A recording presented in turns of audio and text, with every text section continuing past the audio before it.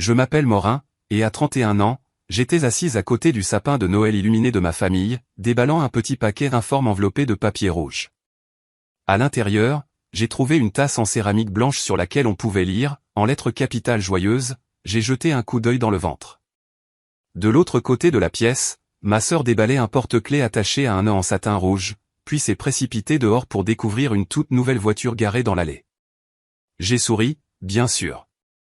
J'ai même dit merci, car que pouvais-je faire d'autre? Jeter la tasse. Pleurer?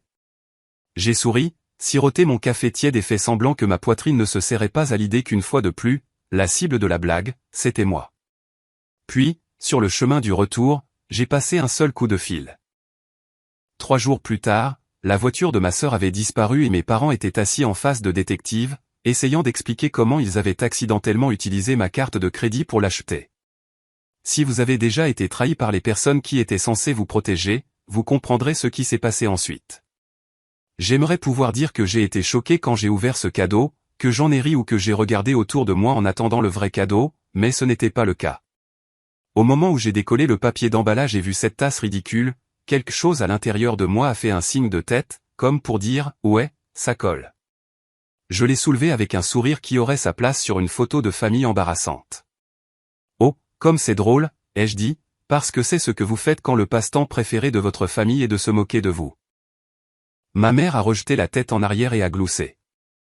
Mon père a souri d'un air satisfait, comme si elle venait de prononcer la meilleure blague de l'année. Et ma sœur Kay a incliné la tête et a dit « Tu as toujours été si dramatique », comme si cela expliquait tout. Le silence qui a suivi s'est étiré, épais et collant, jusqu'à ce que maman tape dans ses mains et dise « Kay, ouvre le tien maintenant ». Et c'est alors que le vrai spectacle a commencé. Vous connaissez ce moment de film où tout ralentit et qu'un violon commence à jouer, que l'éclairage devient doux et que c'est censé être magique? C'était ce moment-là. Sauf qu'au lieu d'une demande en mariage ou d'un soldat qui rentre à la maison, c'était mes parents qui tendaient à Kay un jeu de clés de voiture attaché avec un ruban rouge. Oh mon Dieu, s'est-elle exclamée, comme si elle ne le savait pas déjà, comme si le teaser Facebook que maman avait posté la semaine dernière, grande surprise pour notre fille, ne l'avait pas déjà gâché. Elle s'est précipitée dehors avec ses petites bottes à talons, criant « C'est pas vrai !» C'est pas vrai, comme une candidate de télé-réalité. J'ai suivi, non pas parce que je voulais voir la voiture, mais parce que j'avais besoin de confirmation que je ne perdais pas la tête. Et elle était là, dans l'allée, élégante, argentée, fraîchement sortie de chez le concessionnaire, étincelante comme un monument au favoritisme. Je crois que c'était une Audi, difficile à dire à travers le brouillard d'incrédulité. Maman a posé une main sur mon bras, sa voix enrobée de sucre. Elle a besoin de quelque chose de sûr pour les entretiens. Chérie, tu comprends, n'est-ce pas? Bien sûr, totalement. Parce que Kay, qui a abandonné 2 stages en 3 mois parce qu'il commençait trop tôt, avait définitivement besoin d'un véhicule de luxe pour se rendre à son prochain rendez-vous café au lait. J'ai regardé à nouveau ma tasse, toujours dans ma main, son inscription stupide me fixant. J'ai jeté un coup d'œil dans le ventre. À l'intérieur, tout le monde s'extasiait devant la voiture. Papa a marmonné quelque chose à propos d'investir dans l'avenir. Maman a plaisanté en disant qu'au moins Kay n'aurait plus à emprunter sa voiture et à rayer le pare-choc. Kay a pleuré et les a serrés tous les deux dans ses bras, en murmurant « Vous êtes les meilleurs parents du monde ». Je suis restée silencieuse. Mon café avait le goût de cendre et d'ironie. Quand il a été temps de partir, j'ai souri poliment, je les ai remerciés pour un Noël charmant et je suis sorti dans la neige. Pas de drame, pas de confrontation, juste du calme. Je me suis assise dans ma voiture de 6 ans, entièrement payée, et j'ai regardé la neige s'accumuler sur le pare-brise. J'avais travaillé pour tout ce que je possédais, chaque bosse, chaque kilomètre, chaque paiement effectué en sautant des dîners au restaurant et en disant non à des choses que je voulais. Puis mon téléphone a vibré. J'ai jeté un coup d'œil, m'attendant à une identification de Kay ou à un message de groupe familial rempli de nouvelles photos de la voiture, mais c'était plutôt une alerte de fraude de ma banque. Un débit de 23 480 $ avait été effectué chez Elite Auto Center. Le monde s'est immobilisé. Je n'avais pas besoin de chercher. Je me souvenais du nom de ce concessionnaire grâce à l'encadrement de plaques d'immatriculation brillant sur la nouvelle voiture de Kay. J'ai ouvert mon application bancaire, mon pouce tremblant à peine. Le débit était sur ma carte de crédit secondaire, celle que j'avais donnée à mes parents il y a des années pour les urgences, pour la tranquillité d'esprit, avait dit ma mère. On ne sait jamais ce qui peut arriver, m'avait-elle dit. Apparemment, ce qui est arrivé, c'est que ma sœur voulait avoir l'air professionnel. Je n'ai pas pleuré, je n'ai pas crié, je n'ai même pas juré. Je suis restée assise là, dans la lueur tranquille du tableau de bord, et je me suis sentie finie. Puis, calmement, j'ai appelé ma banque, j'ai gelé la carte, j'ai révoqué leur accès, j'ai annulé le transfert mensuel de $600 que j'envoyais pour aider à payer leur hypothèque, de l'argent que je leur donnais depuis près de 3 ans après l'opération de papa. Ils ne m'ont jamais demandé d'arrêter. Ils n'ont jamais dit merci non plus. Lorsque le service de fraude a demandé des détails, je leur ai tout donné. Le concessionnaire, le débit exact, leur nom. Ma voix n'a jamais hésité. Lorsque j'ai raccroché, la tasse a glissé de mes genoux et a touché le sol. Elle ne s'est pas cassée. Bien sûr que non. Le lendemain matin, je me suis réveillé tôt. La neige tombait toujours en épais flocons paresseux à l'extérieur de ma fenêtre. La tasse était posée sur le comptoir, me fixant comme si elle voulait entamer une conversation. Je ne l'ai pas touchée. Au lieu de cela, j'ai fait défiler mes messages. Des dizaines d'appels manqués de maman, quelques-uns de Kay, un de papa. Pas d'excuses, juste des questions. Pourquoi as-tu annulé la carte? Le concessionnaire a appelé. Nous sommes confus. J'ai mis mon manteau et j'ai conduit jusqu'à leur maison. Le même revêtement beige, les mêmes lumières de reine tordue, la même fausse chaleur. Maman a ouvert la porte en robe de chambre, son sourire vacillant. Oh, Morin, je ne savais pas que tu passerais. Je sais que vous avez utilisé ma carte de crédit, ai-je dit. Pas de préambule, pas d'adoucissement, juste la vérité. Son visage s'est vidé de sa couleur, puis s'est réorganisé en quelque chose de répété. Entre. Il fait froid, a-t-elle dit, comme si cela allait arranger les choses. Papa a levé les yeux du canapé, le journal à la main. Tout va bien? Vous avez acheté une voiture à Kay, ai-je dit, avec ma carte. 23 000 $. Cela a attiré son attention. Il a baissé le journal, sa mâchoire se contractant. Maman est intervenue avant qu'il ne puisse parler. Eh bien, chérie, a-t-elle commencé. Ne le faites pas, ai-je dit sèchement. Ne me dites pas que ce n'est pas ce que ça a l'air. Elle a souri finement. Kay avait vraiment besoin de quelque chose de fiable pour ses entretiens d'embauche. Tu sais à quel point les bus sont mauvais? J'ai ri fort et sèchement. Donc, vous avez commis un vol parce que l'horaire des bus était incommode? Ce n'est pas un vol, a dit papa, en levant une main. Tu nous as donné accès pour les urgences? Pour les urgences, ai-je répété. Pas pour les berlines de luxe. Maman a levé les yeux au ciel. Oh, allez, Morin. Tu gagnes bien ta vie. Nous ne pensions pas que ce serait un gros problème. Je les ai fixés tous les deux, le froid me montant dans le dos. Vous ne pensiez pas que ce serait un gros problème de dépenser 23 000 $ de mon argent? Et puis, bien sûr, Kay est entrée en valsant, un café glacé à la main, des pantoufles aux pieds, comme si c'était un matin comme les autres. Qu'est-ce qui se passe, a-t-elle demandé, en plissant les yeux vers moi. Elle est contrariée à propos de la voiture, a dit maman doucement. Kay a grogné. Oh mon Dieu, Morin, vraiment? Tu es fâché à cause de ça? Tu vis seul. Tu as un excellent travail. Ce n'est pas comme si tu étais en difficulté. Vous avez utilisé ma carte sans permission, ai-je dit. C'est de la fraude, a-t-elle ri. Tu es tellement coincé. Honnêtement, c'est pour ça que tu es célibataire. Tu agis comme si l'argent était synonyme d'amour. J'ai pris une lente inspiration, j'ai rencontré chacun de leurs regards et j'ai dit d'une voix égale, soit vous rendez la voiture aujourd'hui, soit vous me remboursez intégralement. Sinon, je dépose une plainte auprès de la police. Et cette fois, je le pensais. Maman avait l'air horrifiée. Tu nous ferais ça pour une voiture? Papa avait l'air fatigué, plus vieux qu'hier. C'est Noël, a murmuré maman, comme si la date était un bouclier contre la responsabilité. Vous ne m'avez même pas donné un vrai cadeau, ai-je dit. Vous m'avez tendu une blague, puis vous avez utilisé mon argent pour lui donner une voiture. J'ai attendu. Personne n'a parlé. Puis je l'ai dit. La carte est déjà gelée. La banque est au courant, et j'ai annulé les virements mensuels. vous devrez vous débrouiller seul pour l'hypothèque. Celle-là a fait mouche. Maman a halté comme si je l'avais giflé. Tu nous punis. Non, ai-je dit, je me choisis enfin. Je suis sorti avant que quiconque puisse pleurer, crier ou lancer une phrase sentimentale sur la famille. Je les avais déjà toutes entendues. La famille signifie sacrifice. La famille passe en premier. La famille est tout.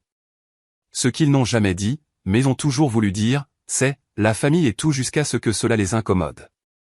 Je n'ai pas claqué la porte. Je ne leur devais pas autant d'énergie. Quand je suis remonté dans ma voiture, je suis resté assise pendant 1 minute avec mes mains sur le volant. Mon téléphone a vibré.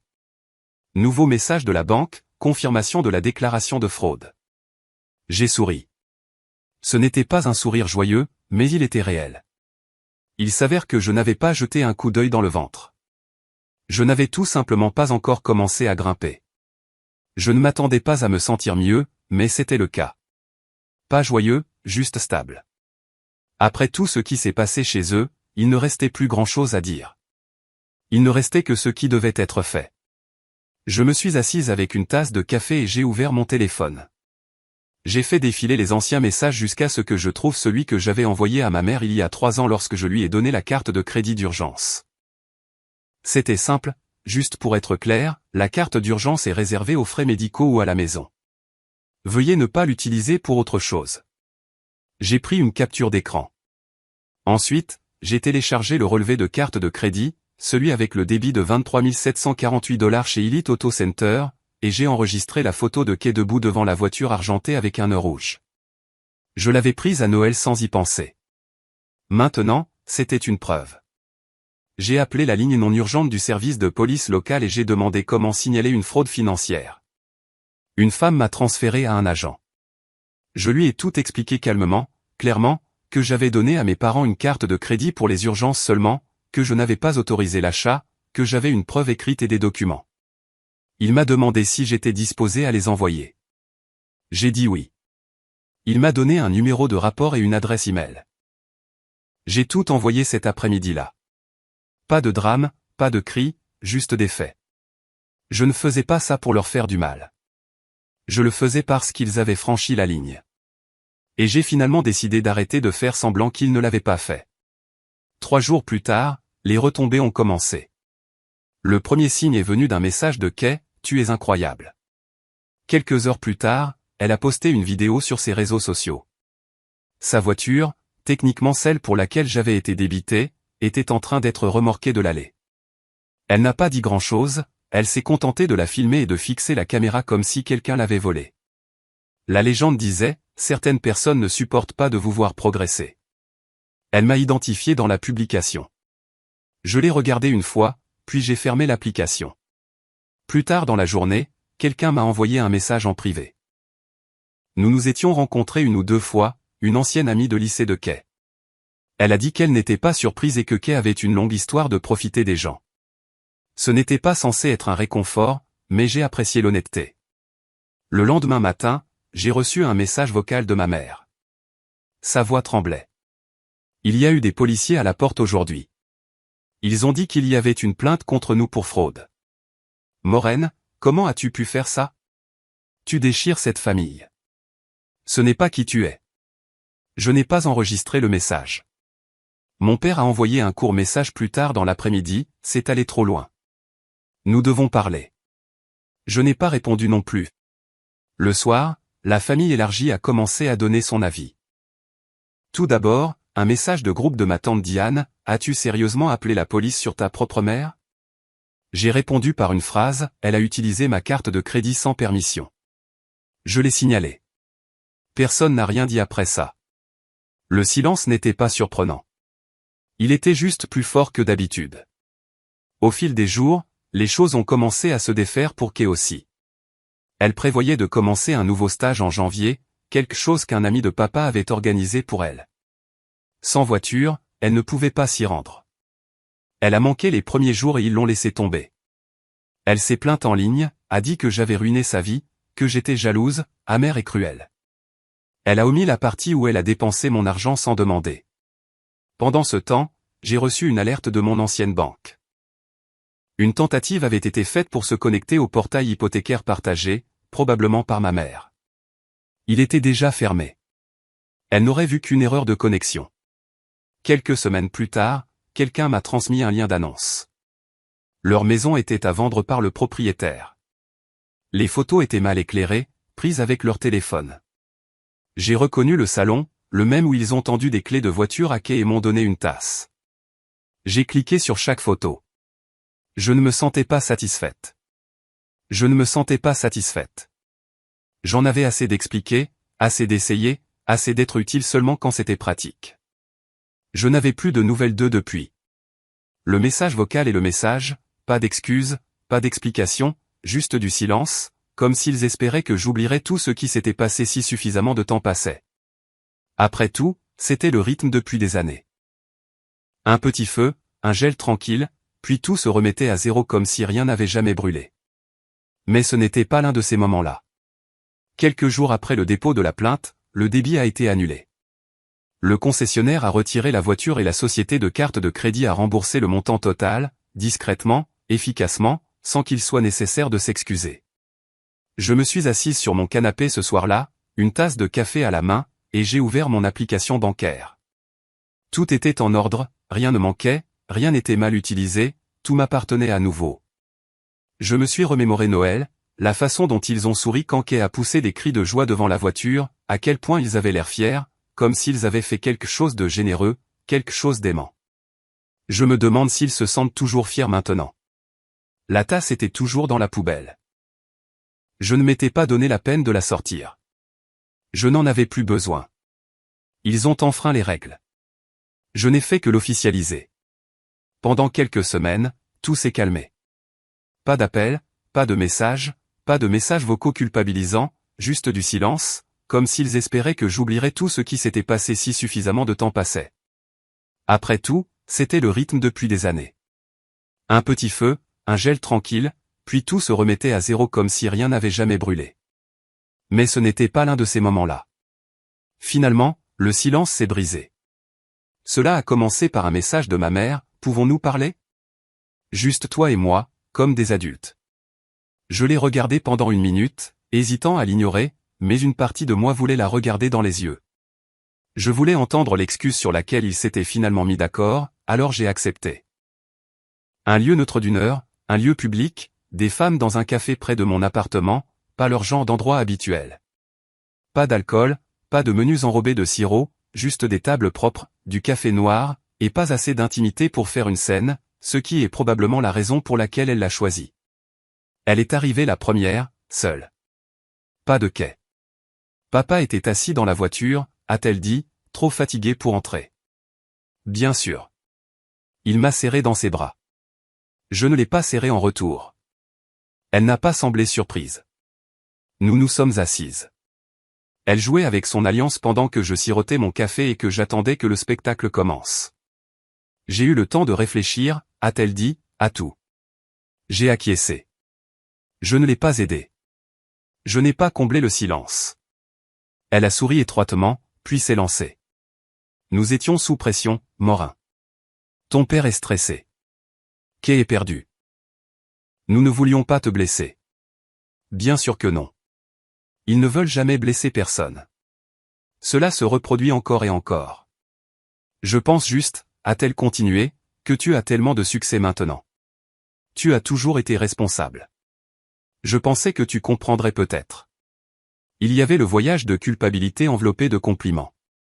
Il n'avait pas les moyens d'être décent, mais il pouvait se permettre d'être exploité. Et maintenant, elle a ajouté, en baissant la voix, nous essayons de vendre la maison, mais cela prend plus de temps que nous ne le pensions. Nous avons du retard sur certaines choses.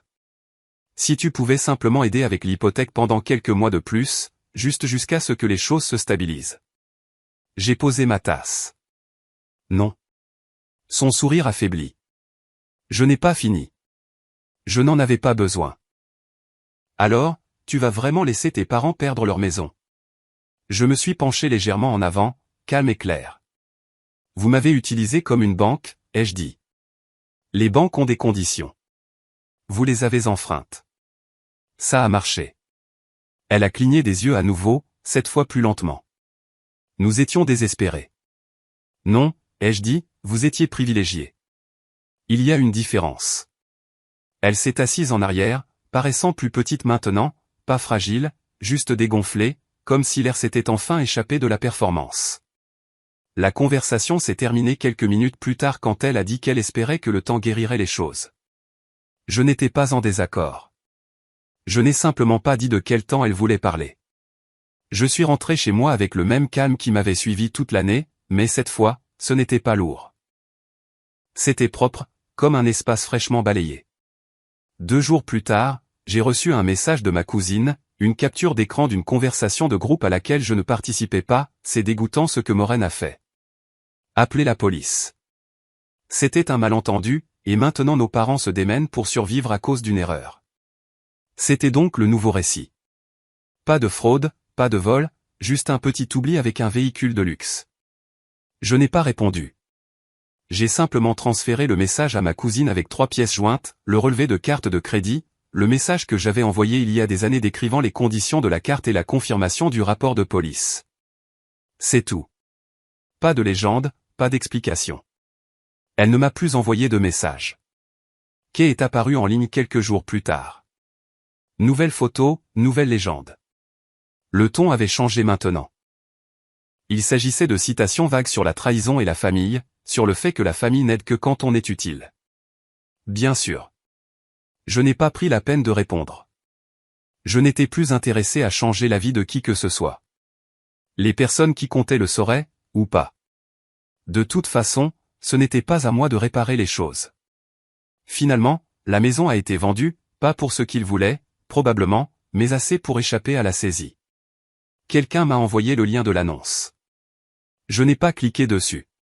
Je n'avais pas besoin de voir mon enfant s'emballer comme une superficie en pieds carrés et un potentiel.